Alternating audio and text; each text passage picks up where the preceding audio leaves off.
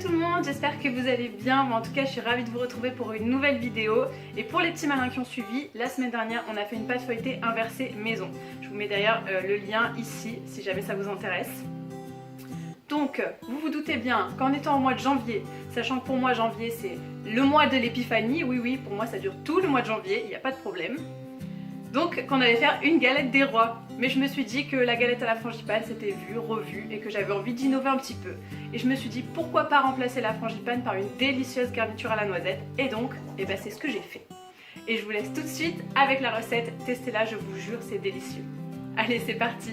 Bye bye.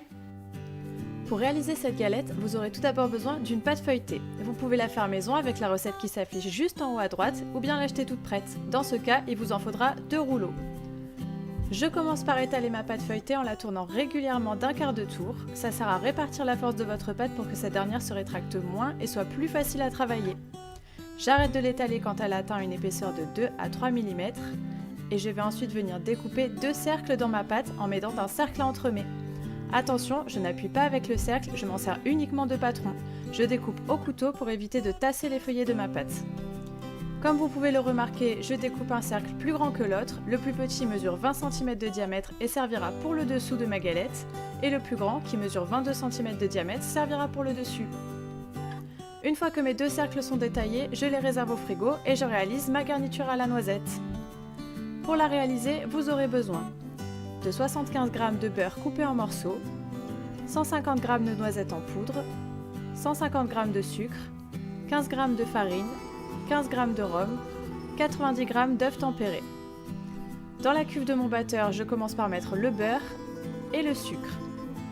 J'installe ensuite ma feuille et je fais tourner mon mélange jusqu'à obtenir quelque chose de bien homogène. On appelle ça crémer le beurre et le sucre. Il ne doit plus rester de morceaux de beurre à la fin de cette étape. J'ajoute ensuite les œufs et le rhum. Et je bats de nouveau pour obtenir une consistance liquide. Une fois que c'est le cas, je termine par ajouter la poudre de noisette et la farine. Et je refais tourner mon mélange jusqu'à ce que tout soit bien incorporé. Je n'oublie pas de racler les bords avec la maryse pour incorporer toute la poudre qu'il reste sur les bords. Puis je réserve ma garniture au frais. Et je peux maintenant passer au montage de ma galette. Comme je l'expliquais tout à l'heure, j'ai détaillé 2 cercles de taille différentes. Le plus gros servira pour le dessus et le plus petit pour le dessous. Je remets donc le plus gros cercle au frigo. Avec un pinceau et un peu d'eau, je viens humidifier les contours de mon cercle restant pour me permettre de coller le haut et le bas de ma galette ensemble. Je viens ensuite garnir à la poche à douille le centre du cercle avec ma garniture à la noisette. C'est à ce moment qu'il faut mettre la fève, mais je n'en avais pas ce jour-là, donc personne ne sera roi. Je fais bien attention de laisser un espace d'environ 2 cm tout autour du cercle sans garniture, car c'est l'endroit où on va venir coller les 2 pâtes feuilletées entre elles. Sinon, la garniture va déborder au moment de la cuisson et vous n'aurez pas un résultat très esthétique. Je viens ensuite déposer mon grand cercle de pâte feuilletée par-dessus, en le laissant légèrement dépasser de chaque côté du cercle.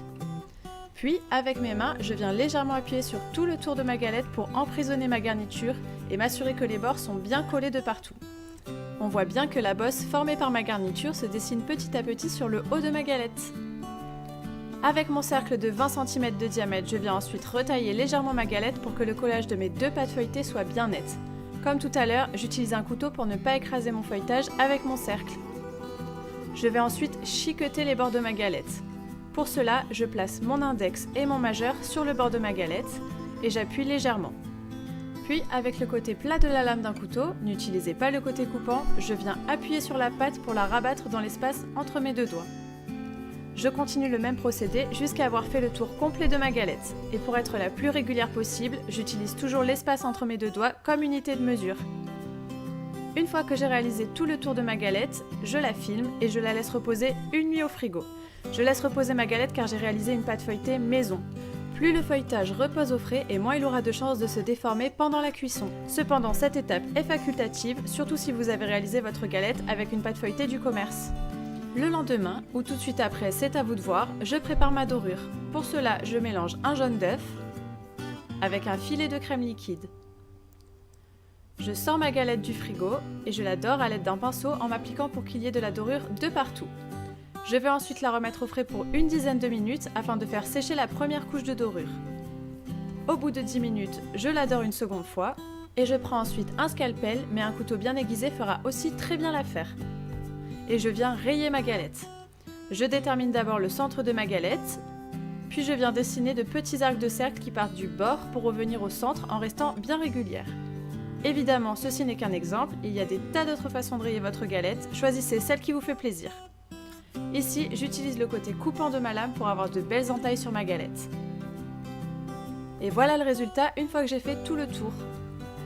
Avec mon scalpel ou la pointe d'un couteau, je viens ensuite percer ma galette à plusieurs endroits pour permettre à l'air de s'échapper et avoir une galette qui monte de façon homogène lors de la cuisson. Il ne me reste plus qu'à l'enfourner. Je la mets 10 minutes à 180 degrés, puis 40 minutes à 160 degrés. Pendant que la galette cuit, je prépare un sirop pour la faire briller. Pour cela, j'utilise 125 g de sucre et 100 g d'eau. Dans une casserole, je mets d'abord l'eau, puis le sucre. Et je mets le tout à chauffer jusqu'à ce que le sirop bout et que tout le sucre soit bien dissous. Je le retire ensuite du feu et je le mets de côté jusqu'à la fin de la cuisson de ma galette. Lorsque ma galette est cuite, je viens badigeonner le dessus avec mon sirop à l'aide d'un pinceau. Et je remets ma galette au four à 200 degrés pendant environ 6 minutes. Le sucre contenu dans le sirop va alors caraméliser, ce qui va dorer le dessus de la galette et lui donner un côté très brillant. Attention de bien surveiller la cuisson pour ne pas faire brûler le caramel sur le dessus. Au bout de 6 minutes, je sors ma galette du four. Je place ensuite quelques noisettes au centre pour la décoration. Et c'est terminé. Et voici ma galette une fois finie. Regardez comme elle brille. J'espère que cette vidéo vous a plu et que je vous ai donné envie de faire votre propre galette des rois. Si c'est le cas, n'hésitez pas à me le dire et à m'encourager en me laissant un petit pouce bleu, ça fait toujours plaisir. Pensez aussi à vous abonner à la chaîne si ce n'est pas déjà fait et à activer la petite cloche des notifications. Comme d'habitude, je vous mets la recette en barre d'infos et n'hésitez pas à me poser toutes vos questions en commentaire, je suis toujours ravie de vous lire. Et on se dit à mercredi prochain pour une autre vidéo. Bye bye!